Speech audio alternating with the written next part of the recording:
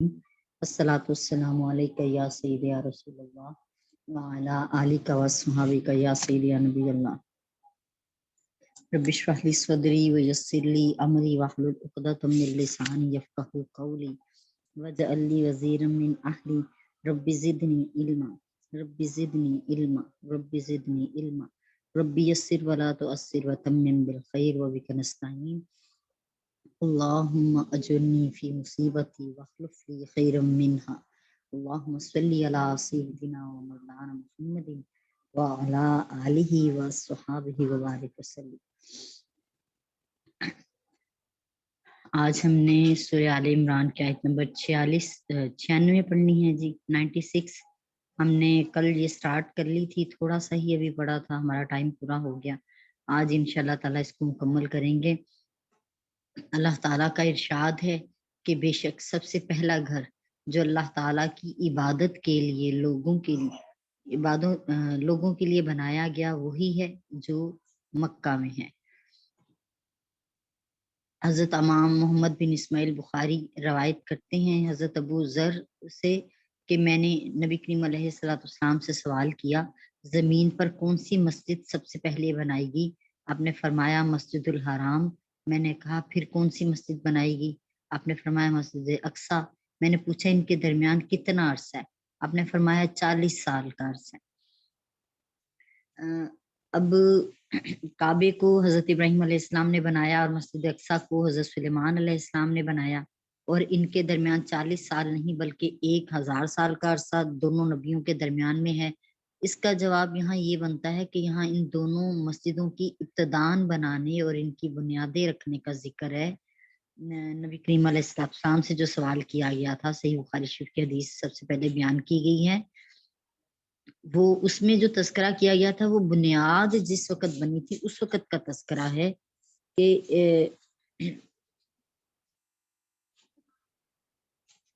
और हजरत इब्राहिम अलैहिस्सलाम ने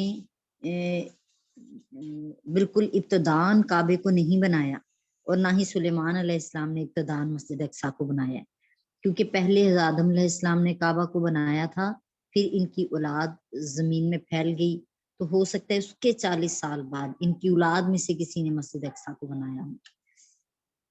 इसके बाद हजरत इब्राहिम अलैहिस्सलाम ने इन्हीं बुनियादों पर काबे को उठाया था, जिसका तज़किरा ये कुरान मजीद में है। अल्लाह पाक हमें सही समझ बूझ अता फरमाए। यहाँ इसकी तामीर के हवाले से आयशा सिद्दीक़ा रज़ियल्लाहु ताला अन्हा बयान करती हैं कि नबी करीम अलैहिस्सलाम ने इनसे फरमाया है, आयशा अगर तुम्हारी कौम ज़माना जाहलियत से नई नई निकली हुई ना होती तो मैं बैतुल्लाह को मुनहदम करने का हुक्म देता और इसमें इस हिस्से यानी हतीम को दाखिल कर देता जो इससे खारिज कर दिया गया है, और इसको जमीन से मिला देता और इसमें 2 दरवाजे बनाता, एक शर्की दरवाजा एक गरबी दरवाजा, और इसको मैं असासे इब्राहिम के मुताबिक कर देता। यही वो हदीस थी जिसने हजरत इब्न जुबैर रदिल्लाहु ताला अन्हुमा को काबे को मुनहदम यानी दोबारा से ढाकर दोबारा से खत्म करके फिर नए सिरे से बनाने का बरंगेख्ता किया। यजीद बिन रुमान कहते हैं कि मैं इस वक्त देख रहा था कि जब हजरत इब्नुल जुबैर रदियल्लाहु ताला अन्हुमा ने काबे को मुनहदम किया और इसको दोबारा बनाया और इसमें हतीम को दाखिल किया, और मैंने हजरत इब्राहिम अलैहिस्सलाम की रखी हुई बुनियाद के पत्थर देखे जो ऊंट के कोहान के बराबर थे। सुबहानल्लाह व बिहम्दिही सुबहानल्लाहिल अज़ीम।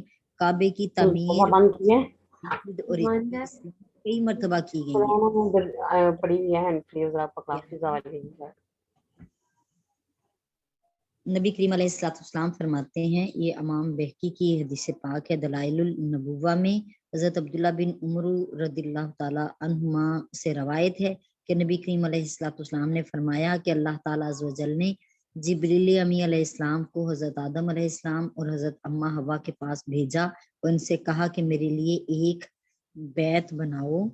जिब्रील अमी अलैहिस्सलाम ने इनके लिए निशान डाल दिए और हज़रत आदम अलैहिस्सलाम जमीन खोदते थे और हजरत अम्मा हवा مٹی نکالتی تھی، انہوں نے اس قدر گہری بنیاد کھودی کہ زمین کے نیچے سے پانی نکل آیا. پھر یہ ندا کی گئی، اے آدم یہ کافی ہے. جب حضرت آدم علیہ السلام نے یہ بیت بنا لیا، یعنی گھر بنا لیا، تو اللہ تعالیٰ نے ان کی طرف وحی کی کہ اس کے گرد طواف کریں، اور ان سے کہا گیا کہ آپ پہلے انسان ہیں اور یہ پہلا گھر ہے،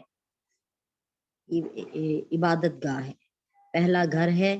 پھر صدیاں گزرتی گئیں حتیٰ کہ حضرت نوح علیہ السلام نے بھی اس کا حج کیا. جب حضرت نوح علیہ السلام کی قوم گمراہ ہوگی تو انہوں نے کعبے کو منہدم کر دیا، تو اللہ تعالیٰ نے فرمایا کہ اب تم ان کی ہلاکت کا انتظار کرو حتیٰ کہ تنور جوش مارنے لگے. تو جب حضرت ابراہیم علیہ السلام نے کعبہ کو بنایا تھا تو بلندی میں اس کا طول جو تھا 9 ہاتھ تھا، زمین میں اس کا طول 30 ہاتھ، اور اس کا چوڑائی جو ہے 22 ہاتھ تھی، اور اس پر چھت نہیں تھی. اور جب قریش نے اس کو بنایا تو بلندی میں اس کا طول 18 ہاتھ تھا، اور زمین میں اس کا طول 6 ہاتھ، اور ایک بالش کم کر دیا گیا، حتیم کو چھوڑ دیا گیا. اور جب حضرت ابن الزبیر نے اس کو بنایا تو بلندی میں اس کا طول 20 ہاتھ، اور جب حجاج نے اس کو منہدم کر کے بنایا تو اس میں پھر تبدیلی نہیں کی. پھر جیسے حضرت ابن الزبیر نے اس کو بنایا تھا ویسے ہی اس کو بنایا گیا.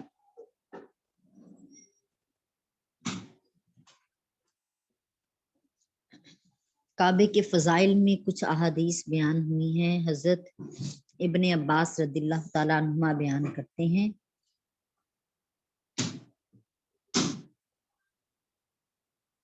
کہ نبی کریم علیہ الصلوۃ والسلام نے فتح مکہ کے دن فرمایا، اس شہر کو اللہ تعالیٰ نے حرم قرار دیا ہے، اس کے کانٹوں کو بھی نہیں کاٹا جائے گا، نہ اس کے جانوروں کو بھگایا جائے گا، نہ اعلان کرنے والے کے علاوہ کوئی بھی شخص اس کی گری ہوئی چیز کو اٹھائے گا.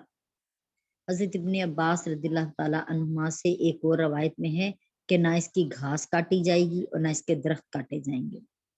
یعنی ایسی فضیلت ہے مکہ مکرمہ کی کہ یہ فضیلت کعبے کی وجہ سے ہے، اور کعبے ہی کی وجہ سے مکہ کو حرم بنایا گیا ہے. حضرت عبداللہ بن عمرو رضی اللہ تعالیٰ عنہ بیان کرتے ہیں کہ جس شخص نے بیت اللہ کا طواف کیا اور 2 رکعت نماز پڑھی اور سوائے نیکی کے اور کوئی بات نہ کی تو اس کو ایک غلام آزاد کرنے کا اجر ملے گا. حضرت ابن عباس رضی اللہ تعالیٰ عنہ بیان کرتے ہیں کہ اگر لوگ 1 سال تک اس بیت کی زیارت نہ کریں تو وہ بارش سے محروم کر دیے جائیں گے.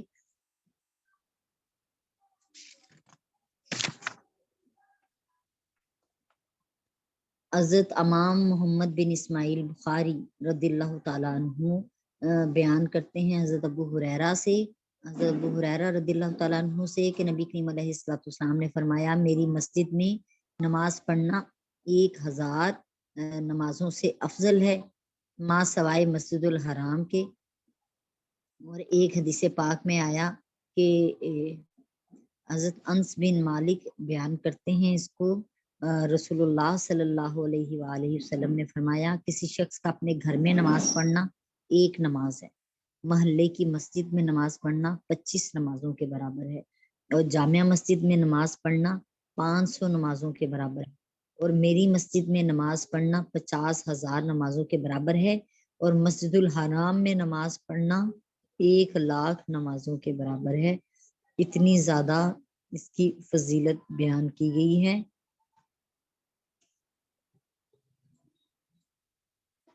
نبی کریم علیہ السلام نے فرمایا، صحیح بخاری شریف کی حدیث پاک ہے کہ صرف 3 مساجد کی طرف سفر کیا جائے گا. نمبر 1 ہے مسجد الحرام، نمبر 2 ہے مسجد رسول یعنی مسجد نبوی صلی اللہ علیہ وآلہ وسلم، اور تیسری مسجد اقصی. ان 3 مسجدوں کی طرف سفر کیا جائے گا. اللہ پاک جو ہے ہم سب کو اس کی زیارت کی توفیق عطا فرمائے. اچھا جی، اس آیت میں ہم نے پڑھا کہ لوگوں کے لیے جو سب سے پہلا گھر بنایا گیا وہ بکہ میں ہے. بکہ اور مکہ ایک شہر کے ہی 2 نام ہیں، چونکہ با اور میم دونوں قریب المخرج ہیں، ایک ہی مخرج سے ادا ہونے والے ہیں، اس لیے بکہ اور مکہ دونوں کہنا صحیح ہے مکہ مکرمہ کو بکہ کہنے کی کئی وجوہات بھی ہو سکتی ہیں۔ یہاں پہ ہم بیت اللہ شریف کے اسماء مبارک کے بارے میں بھی تھوڑا سا پڑھ لیتے ہیں۔ بیت اللہ کا مشہور نام کعبہ ہے، قرآن مجید میں ہے سورہ المائدہ کی آیت نمبر 97 میں کہ اللہ تعالیٰ نے معزز بیت کعبہ کو لوگوں کے لیے قیام کا سبب بنایا۔ کعبہ کا معنی ہے جی شرف اور بلندی۔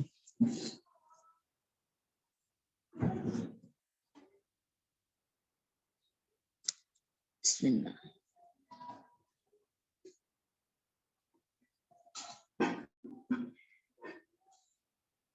اور بیت اللہ بھی مشرف اور بلند ہے، اس لیے اس کو کعبہ کہتے ہیں۔ بیت اللہ کو البیت العتیق بھی کہا جاتا ہے، قرآن مجید میں ہے کہ اور وہ بیت العتیق کا طواف کریں۔ اس بیت کو عتیق اس لیے کہتے ہیں کہ یہ سب سے قدیم بیت ہے۔ عتیق کا معنی قدیم ہے جی، اور عتیق کا معنی قدیم ہے، بلکہ بعض علماء کے نزدیک آسمان اور زمین سے پہلے اس بیت کو بنایا گیا۔ عتیق کا دوسرا معنی آزاد بھی ہے۔ بعض روایات کے مطابق اللہ تعالیٰ نے اس بیت کو طوفان نوح میں غرق ہونے سے آزاد رکھا اور طوفان کے وقت اس کو اوپر اٹھا لیا۔ عتیق کے معنی قوی بھی ہیں۔ اللہ تعالیٰ نے اس بیت کو اتنا قوی بنایا کہ جو شخص اس کو تباہ کرنے کا ارادہ کرتا ہے وہ خود تباہ کر دیا جاتا ہے، اور جو شخص اس بیت کی زیارت کے ارادے سے آئے اللہ تعالیٰ اس کو جہنم سے آزاد کر دیتے ہیں۔ اور بیت اللہ کو مسجد الحرام بھی کہتے ہیں، جیسے کہ قرآن مجید میں بنی اسرائیل کی آیت نمبر 1 ہے، پاک ہے وہ ذات جو اپنے مکرم بندے کو رات کے قلیل حصے میں مسجد الحرام سے لے گئے۔ بیت اللہ کو مسجد الحرام اس لیے کہا گیا ہے کہ اللہ تعالیٰ نے اس مسجد کی حرمت کی وجہ سے اس شہر میں قتال کو حرام کر دیا، اور یہ دائمی حرمت ہے۔ نیز اس شہر میں شکار کو حرام کیا گیا، اس شہر کے درختوں کو، اس کی گھاس کاٹنے کو حرام کیا گیا، اس شہر کے جانوروں کو ستانا پریشان کرنا حرام ہے، اس میں حدود کو جاری کرنا حرام ہے، اور اس شہر کے یہ تمام احکام اس مسجد کی حرمت کی وجہ سے ہیں کہ اگر کوئی چیز گری بھی ہے تو وہ آپ اٹھا نہیں سکتے جب تک کہ کوئی منادی کرنے والا اعلان نہ کر دے اس کے بارے میں۔ اللہ تعالیٰ ارشاد فرماتے ہیں کہ یہ بڑا ہی برکت والا اور تمام جہان والوں کی ہدایت کا سبب ہے۔ کعبہ کی برکت اور ہدایت کے معنی کیا ہے دیکھ لیتے ہیں جی۔ برکت کا ایک معنی ہے کسی چیز کا بڑھنا اور زائد ہونا، اس لحاظ سے کعبہ اس لیے برکت والا ہے کہ کعبے میں ایک نماز کا اجر دوسری مساجد کی نسبت 1,00,000 درجہ زیادہ ہے، جیسے کہ ہم پیچھے حدیث پاک میں بھی پڑھ چکے ہیں۔ حضرت امام محمد بن اسماعیل بخاری صحیح بخاری شریف میں حضرت ابو ہریرہ رضی اللہ تعالیٰ عنہ سے بیان کرتے ہیں کہ نبی کریم علیہ السلام نے فرمایا جس نے اللہ کے لیے حج کیا اور اس میں جمع نہ کیا اور جمع کے بارے میں کوئی بات بھی نہ کی اور نہ ہی کوئی کبیرہ گناہ کیا، وہ اس دن کی طرح گناہوں سے پاک لوٹے گا جس دن وہ اپنی ماں کے بطن سے پیدا ہوا تھا۔ سبحان اللہ و بحمدہ سبحان اللہ العظیم۔ حضرت ابو ہریرہ رضی اللہ تعالیٰ عنہ بیان کرتے ہیں کہ نبی کریم علیہ السلام نے فرمایا ایک عمرے سے دوسرے عمرے تک کے گناہوں کا کفارہ ادا ہو جاتا ہے۔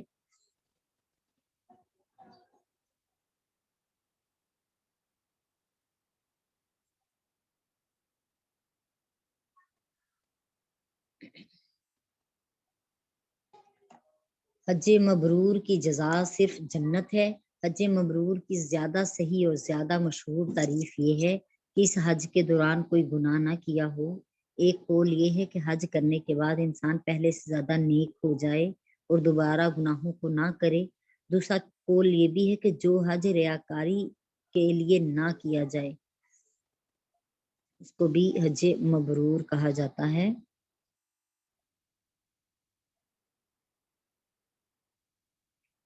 برکت کا دوسرا معنی دوام اور بقا ہے، اور چونکہ روئے زمین پر ہر وقت کسی نہ کسی جگہ نماز کا وقت ہوتا ہے اس لیے ہر وقت کعبے کی طرف توجہ کر کے عبادت کی جاتی ہے، اور خود کعبے میں بھی ہر وقت نماز پڑھی جاتی ہے، اس لیے کعبے کی طرف منہ کر کے اور خود کعبے میں دائماً عبادت کی جاتی ہے۔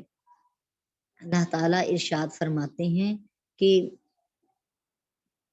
فیہ آیتم بیناتم مقام ابراہیم، کہ بے شک اس میں واضح نشانیاں ہیں، مقام ابراہیم ہے، ومن دخل کان آمنا، اور جو بھی اس میں داخل ہو گیا وہ امن پا گیا، وللہ علی الناس حج البیت، اور اللہ ہی کے لیے لوگوں پر اس بیت کا یعنی کعبۃ اللہ کا حج فرض ہے، من استطاع، جو استطاعت رکھتا، الیہ، اس کی طرف، الیہ سبیلا، اس کے راستے پر آنے کی استطاعت رکھتا ہو، اسی پر یہ حج فرض کیا گیا ہے۔ ومن کفر فإن اللہ غنی عن العالمین، اور جو کفر کرے پس بے شک اللہ تعالیٰ بڑا ہی بے نیاز ہے جہان والوں سے۔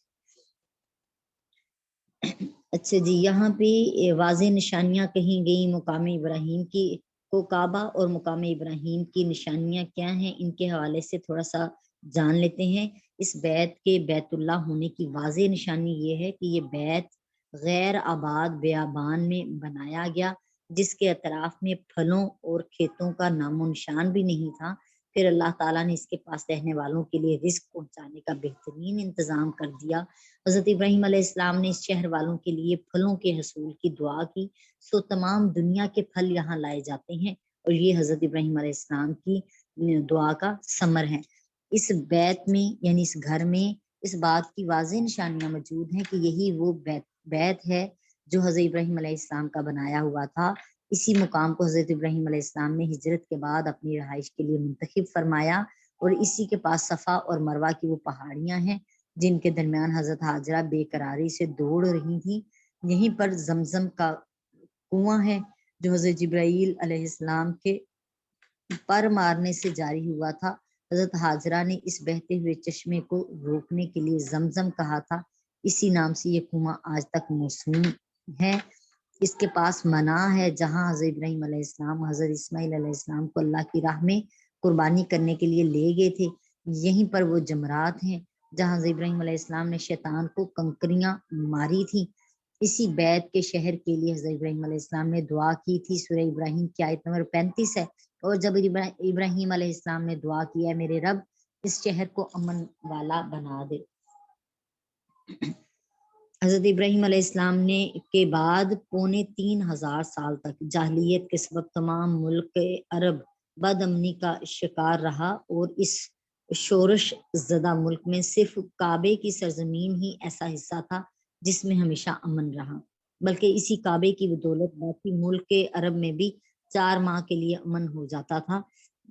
یہ کعبے کی ہی فیض آفرینی ہے کہ حدود حرم میں وہ جانور بھی امن سے رہتے تھے جن کا دوسری جگہوں پر شکار کر لیا جاتا تھا، بلکہ سرزمین کعبہ میں لگنے والے درخت کٹنے سے محفوظ رہتے، اور حدود حرم میں مجرموں پر حد نہیں لگائی جاتی تھی، یعنی جو بھی اس حد مکہ کی حد میں آ جاتا تھا، بیت اللہ شریف کی مسجد الحرام کی حد میں، ان پر حد جو ہے نا لگانی ممکن نہ تھی۔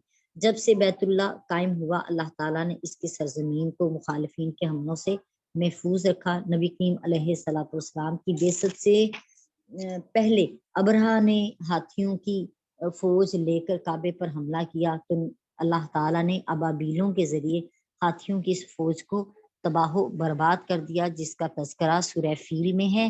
مقام ابراہیم ایک پتھر ہے جس میں ٹخنوں تک حضرت ابراہیم علیہ السلام کے قدموں کے نشان ثبت ہیں، اور یہود و نصارہ کی عداوت اور بغض کے باوجود اس پتھر کا 3500 سال سے محفوظ چلا آنا جو ہے وہ زبردست نشانی ہے۔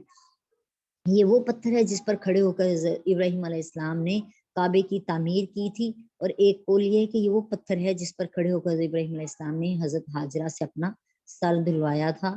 اس پتھر پر کھڑے ہو کر حضرت ابراہیم علیہ السلام نے حج کا اعلان کیا تھا، یہ بھی قول ہے ایک۔ اللہ تعالیٰ ارشاد فرما رہے ہیں کہ جو شخص اس میں داخل ہو گیا وہ بے خوف ہو گیا۔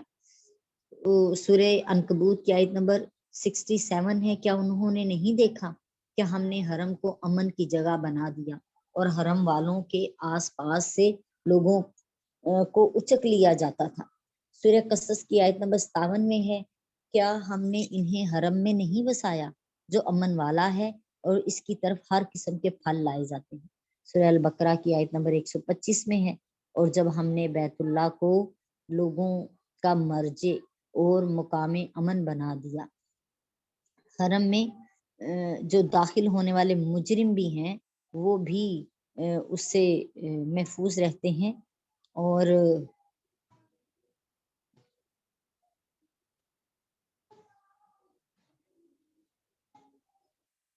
جو شخص غیر حرم میں کوئی جرم کرے پھر حرم میں آ کر پناہ لے لے، اس کے بارے میں فقہاء اکرام کا اختلاف ہے۔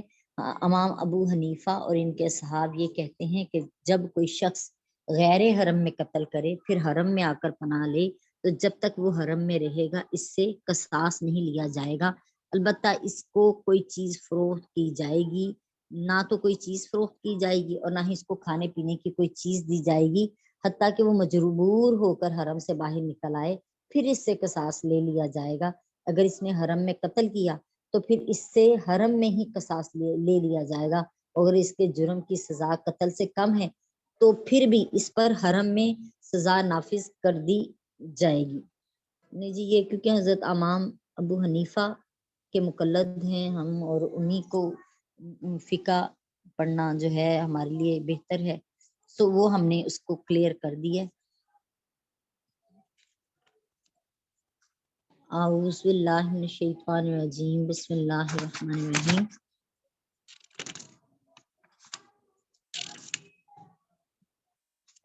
اللہ تعالیٰ ارشاد فرماتے ہیں کہ بیت اللہ کا حج کرنا لوگوں پر اللہ کا حق ہے جو اس کے راستے کی استطاعت رکھتا ہو۔ پہلے اللہ تعالیٰ نے بیت اللہ کے فضائل اور مناقب بیان کیے ہیں، اس کے بعد حج بیت اللہ کی فرضیت بیان فرمائی ہے۔ اس آیت میں لوگوں پر حج کا فرض ہونا بیان کیا گیا ہے، اور اس کو مسلمانوں کے ساتھ خاص نہیں کیا۔ اس سے معلوم ہوا کہ کفار بھی حج اور دیگر اسلامی احکام کے مخاطب ہیں۔ حج کا لغوی معنی ہے کہ کسی عظیم شے کا قصد کرنا۔ اس کا شرعی معنی حسب ذیل ہے کہ 9 ذی الحج کو زوال آفتاب کے بعد سے 10 ذی الحج کی فجر تک حج کی نیت سے احرام باندھے ہوئے میدان عرفات میں وقوف کرنا، اور 10 ذی الحج سے آخر عمر تک کسی وقت میں بھی کعبے کا طواف زیارت کرنا حج ہے۔ حج کی تعریف یہ بھی کی گئی ہے کہ وقوف عرفات اور کعبے کے طواف زیارت کا قصد کرنا حج ہے۔ حج کی جو شرائط ہیں وہ یہ ہیں کہ حج اسلام کرنے والا مسلمان ہو، آزاد ہو، مکلف ہو، صحیح البدن ہو اور بصیر ہو، اس کے پاس حج کے لیے جانے اور سفر حج تک قیام کرنے، حج سے واپس آنے، اور اس دوران اس کا جو بھی خرچ ہو وہ ان سب کا ذمہ دار، جو بھی اس کے ذمہ خرچ ہو ان سب کا خرچ اس کے پاس موجود ہو، نیز اس کے پاس سواری ہو یا سواری کا خرچ موجود ہو، راستہ امن والا ہو، اور اگر عورت حج کرنے والی ہے تو اس کے ساتھ اس کا خاوند یا عاقل بالغ محرم کا بھی ہونا ضروری ہے۔ حج کے فرائض کیا ہیں جی؟ حج میں 3 امور جو ہیں وہ فرض ہیں۔ احرام فرض ہے، 9 ذی الحج کو زوال آفتاب سے 10ویں کی فجر تک کسی بھی وقت میں میدان عرفات میں وقوف کرنا، اور 10 ذی الحج سے اخیر عمر تک کسی بھی وقت تک کعبے کا طواف کرنا۔ مؤخر الذکر دونوں رکن ہیں، ان میں ترتیب بھی فرض ہے، پہلے حج کی نیت سے احرام باندھنا، پھر وقوف عرفات کا کرنا، اور اس کے بعد طواف زیارت کرنا۔ حج کی سعی کو طواف زیارت سے پہلے کرنا بھی جائز ہے۔ حج کے واجبات بھی آپ کو بتا دیتے ہیں۔ مزدلفہ میں وقوف کرنا، صفا اور مروہ کے درمیان سعی کرنا، جمرات کو رمی کرنا، طواف وداع کرنا۔ مکہ میں رہنے والا اور حائضہ عورت طواف وداع سے بری ذمہ ہے۔ سر منڈانا یا بال کٹوانا، میقات سے احرام باندھنا، اور غروب آفتاب تک میدان عرفات میں وقوف کرنا۔ طواف کی ابتدا حجر اسود سے کرنا اور اپنی دائیں جانب سے طواف کرنا۔ اگر عذر نہ ہو تو خود چل کر طواف کرنا، بعض وضو طواف کرنا۔ ایک قول یہ ہے کہ وضو سنت ہے، پاک کپڑوں کے ساتھ طواف کرنا، شرمگاہ کو ڈھانپ کر رکھنا، صفا اور مروہ کے درمیان سعی کی ابتدا صفا سے کرنا، اگر عذر نہ ہو تو خود چل کر سعی کرنا، قرآن حج قرآن اور تمتع کرنے والے کے لیے ایک بکری ذبح کرنا، 7 چکر پورے ہونے کے بعد 2 رکعت نماز پڑھنا، قربانی کے دن رمی جمرات کرنا اور سر منڈانے اور قربانی کرنے کے افعال کو ترتیب وار کرنا، قربانی کے 3 دنوں میں کسی ایک دن میں طواف زیارت کرنا، حتیم کے باہر سے طواف کرنا، حتیم کے بعد سعی کرنا، قربانی کے ایام میں اور حرم کے اندر حلق کرانا۔ جو حج کے سنن اور آداب ہیں ان میں سے ہے جی خرچ میں وسعت اختیار کرنا، ہمیشہ باوضو رہنا، فضول باتوں سے زبان کی حفاظت کرنا، یعنی گالی گلوچ وغیرہ سے بھی بچنا اور واجب ہے یہ۔ اگر ماں باپ کو اس کی ضرورت ہو تو ان سے اجازت لے کر حج کے لیے جانا، قرض خواہ اور کفیل سے بھی اجازت طلب کرنا، اپنی مسجد میں 2 رکعت نماز پڑھ کر نکلنا، لوگوں سے کہا سنا معاف کرانا، ان سے دعا کی درخواست کرنا، نکلتے وقت کچھ صدقہ خیرات کرنا، اپنے گناہوں پر سچی توبہ کرنا، جن لوگوں کے حقوق چھین لیے گئے ہیں وہ واپس کر دے اور اپنے دشمنوں سے معافی مانگ کر ان کو راضی کرے، جو عبادات فوت ہو گئیں، جو نمازیں اور روزے چھوٹ گئے ان سب کی ان کی قضا کرے اور اس کوتاہی پر نادم ہو، آئندہ ایسا نہ کرنے کا عزم کرے، اپنی نیت کو ریاکاری اور فخر سے مبرہ کرے، حلال اور پاکیزہ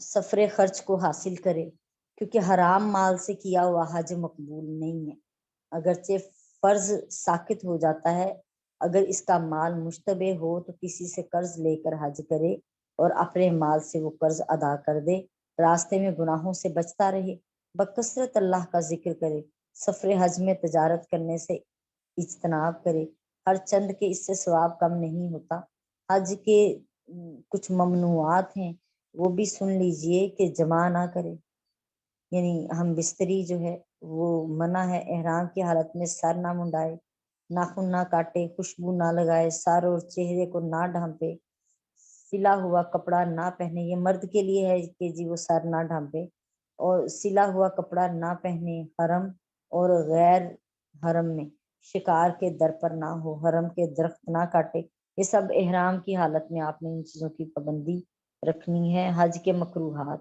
اگر ماں باپ کو اس کی خدمت کی ضرورت ہے اور وہ اس کے حج پر جانے کو ناپسند کرتے ہیں تو اس کا حج پر جانا مکروہ ہے۔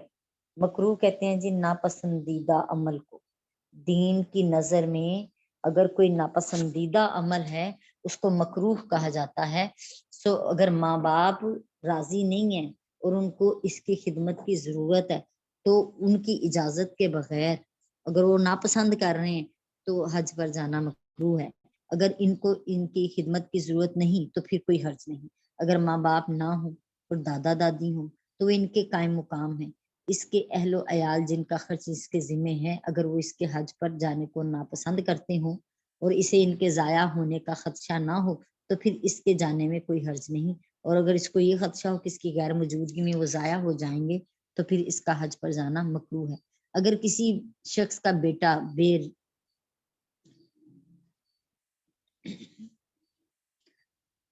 بغیر داڑھی کے ہے تو وہ داڑھی آنے تک اس کو حج کرنے سے منع کرے، اگر حج فرض ہو تو وہ ماں باپ کی اطاعت سے زیادہ درجہ رکھتا ہے، اور اگر حج نفل ہو تو ماں باپ کی اطاعت زیادہ ضروری ہے۔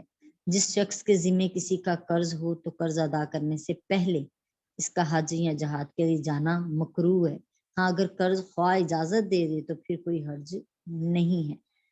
حج کے فضائل بھی کچھ سن لیجئے کہ حضرت ابو ہریرہ رضی اللہ تعالیٰ عنہ بیان کرتے ہیں، نبی کریم علیہ السلام نے فرمایا جس نے حج کیا اور اس میں جماع یا اس کے متعلق باتیں نہیں کی اور کوئی گناہ نہیں کیا وہ گناہوں سے اس طرح پاک لوٹے گا جس طرح اپنے ماں کے بطن سے پاک ہوا تھا۔ سبحان اللہ و بحمدہ سبحان اللہ العظیم۔ صحیح بخاری شریف، صحیح مسلم شریف اور نسائی اور سنن ابن ماجہ کی حدیث پاک ہے۔ حضرت ابو ہریرہ رضی اللہ تعالیٰ عنہ بیان فرماتے ہیں ایک عمرے سے دوسرے ایک عمرے سے لے کر دوسرے عمرے تک اس کے درمیان گناہوں کا کفارہ ہے، اور حج مبرور کی جزا صرف جنت ہے۔ یہ بھی صحیح بخاری شریف کے حدیث پاک میں نے سنائی۔ حضرت عمرو بن عاص بیان کرتے ہیں، رضی اللہ تعالیٰ عنہ بیان کرتے ہیں کہ جب اللہ تعالیٰ نے میرے دل میں اسلام ڈالا تو میں نبی کریم علیہ السلام کی خدمت میں حاضر ہوا۔ میں نے عرض کیا، یا رسول اللہ صلی اللہ علیہ وآلہ وسلم، اپنا ہاتھ بڑھائیے تاکہ میں آپ سے بیعت کروں۔ آپ نے ہاتھ بڑھایا تو میں نے اپنا ہاتھ کھینچ لیا۔ آپ نے فرمایا، عمرو کیا ہوا؟ میں نے عرض کیا، میں ایک شرط لگانا چاہتا ہوں۔ آپ نے فرمایا، جو چاہو شرط لگاؤ۔ میں نے عرض کیا، میری مغفرت کر دی جائے گی؟ آپ نے فرمایا، عمرو کیا تم نہیں جانتے کہ اسلام اس سے پہلے کے گناہوں کو مٹا دیتا ہے، اور ہجرت اس سے پہلے کے گناہوں کو مٹا دیتی ہے، اور حج اس سے پہلے کے گناہوں کو مٹا دیتا ہے۔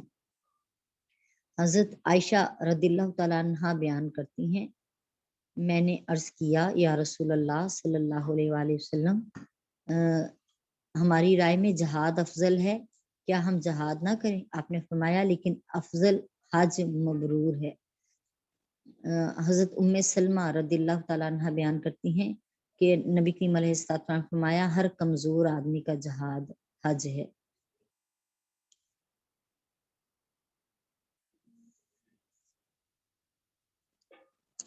بہت ساری احادیث ہیں جس کی حج کے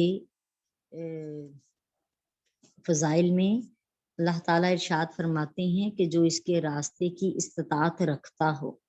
استطاعت سے کیا مراد ہے، اس کے حوالے سے ہم تھوڑا سا دیکھ لیتے ہیں۔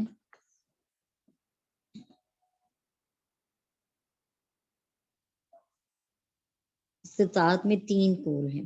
امام شافی کے نزدیک استطاعت مال سے ہوتی ہے، اور یہ سفر خرچ اور سواری ہے۔ امام مالک کے نزدیک استطاعت بدن کے ساتھ ہوتی ہے، یعنی وہ شخص صحت مند اور تندرست ہو۔ امام ابو حنیفہ کے نزدیک استطاعت سے مراد مال اور بدن دونوں ہی ہیں، یعنی تندرستی بھی ہو اور ساتھ میں مال، اتنا مال ہو کہ آپ راستے میں بھی خرچ کر سکیں، وہاں جا کر بھی واپسی کا سفر بھی ہو سکے، وہاں اگر سواری لینی پڑے تو اس کا خرچ آپ کے پاس موجود ہو، اور آپ کے جو اہل خانہ پیچھے ہیں ان کا خرچ بھی موجود ہو۔ تو یہ استطاعت کے درجے میں آتا ہے۔ آج کل استطاعت کے لیے یہ بھی ضروری ہے کہ حج کرنے والے کو حج پاسپورٹ اور حج ویزا مل جائے۔ اس سے یہ بھی واضح ہو گیا کہ جو لوگ کہتے ہیں کہ شوال میں عمرہ کرنے والے پر حج فرض ہو جاتا ہے، ان کا یہ قول غلط ہے۔ اللہ تعالی ہمیں سمجھنے کی اور عمل کی توفیق عطا فرمائے۔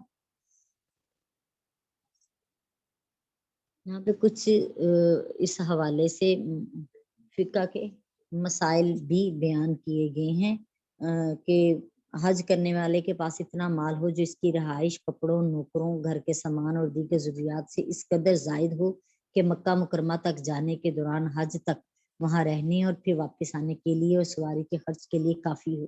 اس کے پاس اس کے علاوہ اتنا مال ہو جس سے وہ اپنے قرضہ جات ادا کر سکے، اور اس عرصے کے لیے اس کے اہل خانہ کا خرچ بھی پورا ہو سکے، گھر کی مرمت اور دیگر مصارف بھی ادا ہو سکے۔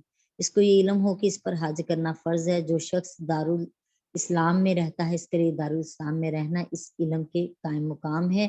جو شخص دارالحرب میں ہو، اس کو 2 مسلمان خبر دیں یا ایک عادل مسلمان خبر دے کہ اس پر حج فرض ہے، تو اس کے علم کے لیے کافی ہے۔ یعنی اتنا دارالحرب سے مراد وہ ہے